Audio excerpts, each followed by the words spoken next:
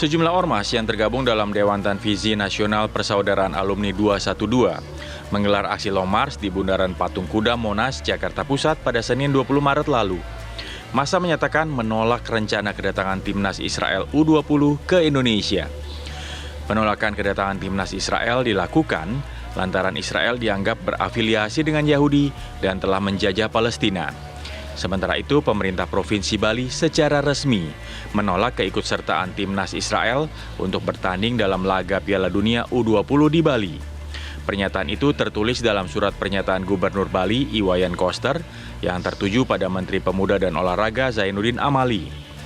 Dalam suratnya, Koster menyebut kebijakan politik Israel terhadap Palestina dinilai tidak sesuai dengan kebijakan politik pemerintahan Indonesia. Penolakan dilakukan untuk menghormati hubungan diplomatik pemerintah Indonesia dengan negara-negara lain di dunia yang berkaitan dengan Israel.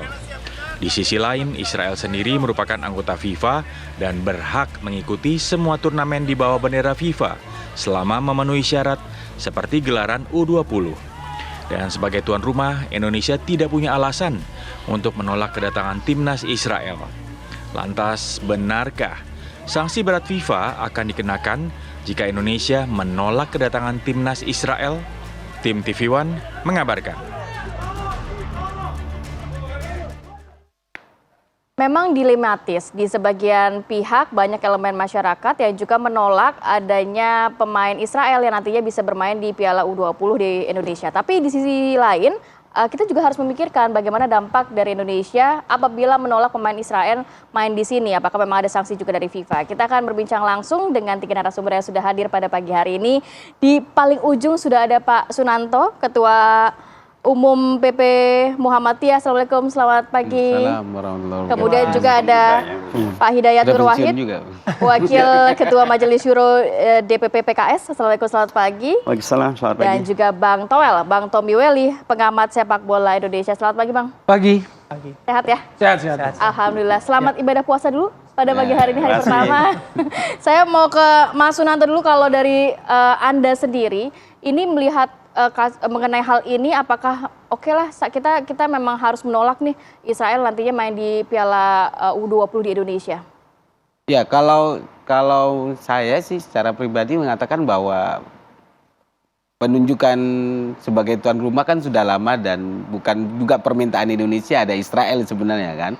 Ini proses seleksi yang sudah dilakukan sebagai bagian dari seleksi dan Israel juga melakukan proses juga kan, bukan ujuk-ujuk dia terpilih mewakili Eropa untuk mewakili Indonesia, mewakili Eropa di Piala U20 itu. Artinya menurut saya ada sesuatu hal di samping karena ini persoalan olahraga, di satu sisi secara kenegaraan kan tidak ada juga ikut intervensinya ya, tapi harus ada komunikasi negara di dalam mendorong sesuatu yang masukan masyarakat yang saat ini banyak harus didengar. Salah satu yang perlu kami dorong adalah komunikasi negara di dalam ke FIFA misalnya, kan pasti ada komunikasi yang harus dilakukan. Apakah dengan cara-cara yang elok misalnya, bahwa negara tidak tetap pada posisinya, tetap menolak bahwa posisi penjajahan itu sebagai suatu komitmen kebangsaan.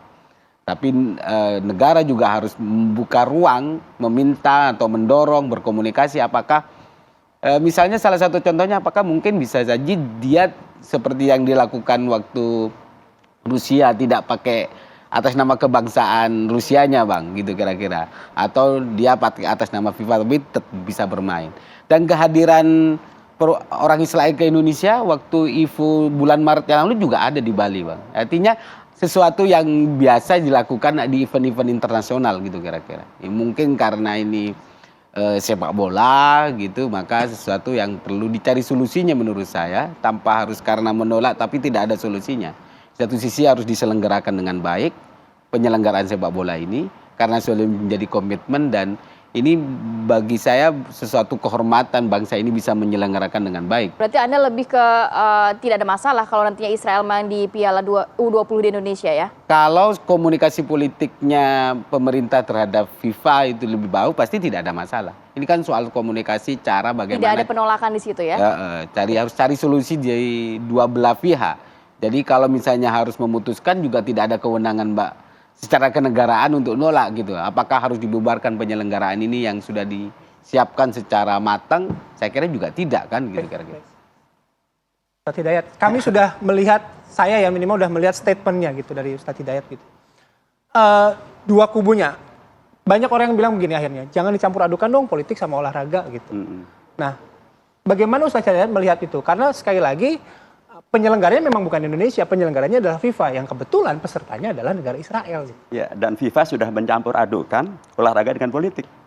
Contoh paling nyata adalah FIFA melarang keikutsertaan kesebelasan Rusia dalam perhelatan Piala Dunia tahun 2022 di Qatar.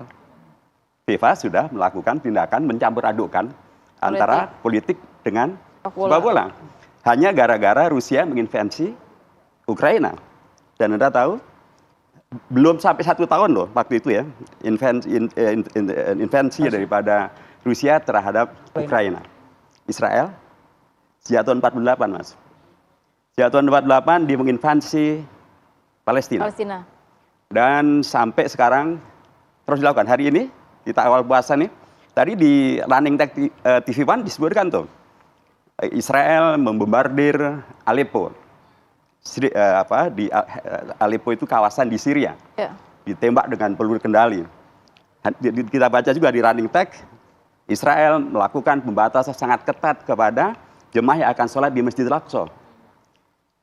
Dan PBB tahun 2022, Juni 2022 sudah menyampaikan Israel itu adalah negara yang pada tahun ini, tahun 2022, melakukan kejahatan kemanusiaan paling dahsyat di tepi barat dibanding dengan tahun-tahun sebelumnya.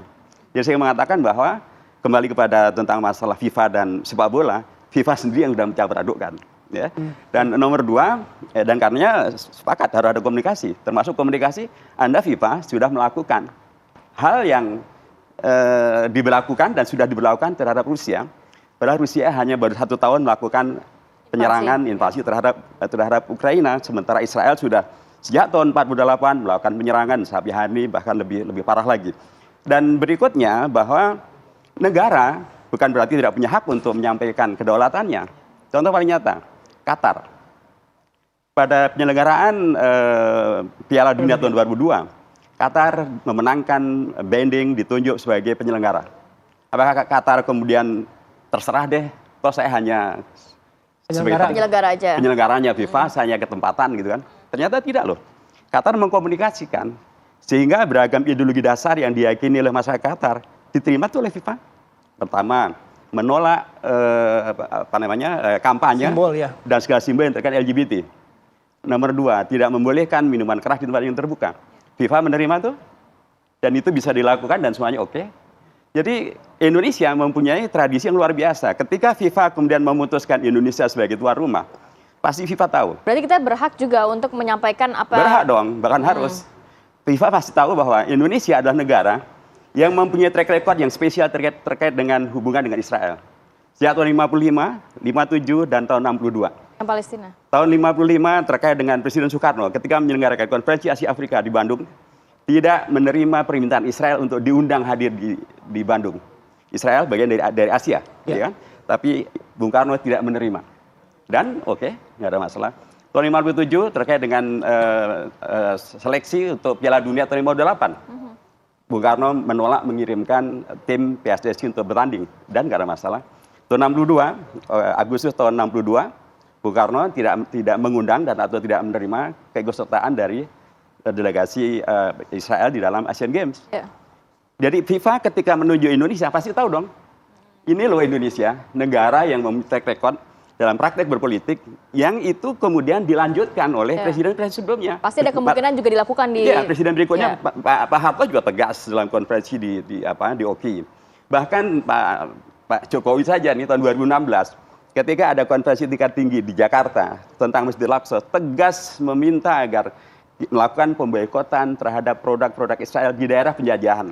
Nah, termasuk yang terjadi sekarang ini adalah kesebelasan Israel itu ternyata menjadi bagian dari yang menyuburkan daerah-daerah penjajahan di sana. Jadi ketika kemudian sekarang sangat ramai terkait dengan masalah isu Palestina dikaitkan dengan Yerusalem, Pak Jokowi dari Istanbul dengan sangat keras menyampaikan dalam pertemuan tingkat tinggi OKI, menyatakan menolak keputusan untuk menjadikan Yerusalem sebagai ibu kota Israel dan agar negara-negara tidak mendukungnya. Jadi sekali lagi inilah Indonesia, sehingga harusnya ketika FIFA menuju Indonesia sudah tahu Indonesia itu bukan negara yang netral dalam konteks hubungan dengan Israel, adalah negara yang sudah mempraktekkan. Kalau tadi beberapa yang terkait dengan IPU seperti disampaikan Mas Nanto, beliau ini adalah mantan Ketua Umum PP Pemuda Muhammadiyah. Sekarang udah pensiun ya. Nah di Muhammadiyah ada 3 tokoh Pak, yang sudah membuat pernyataan terbuka. Sampai Ketua Umum PP Muhammadiyah, Prof. Haidar Nasir, termasuk Pak Dr. Junaidi, termasuk Prof. Dr. Sudarnoto, sekarang juga di MUI. Mereka bertiga kalau kita tarik kesimpulannya adalah sama, tidak menyetujui karena bertentangan dengan ideologi negara. Itulah yang terjadi ketika kemudian di IPU tahun yang lalu menyelenggarakan kegiatan di Bali dan kemudian berkibarlah bendera Israel. Itulah yang karenanya Pak Wayan Koster, Gubernur Bali, mungkin merasa kecolongan.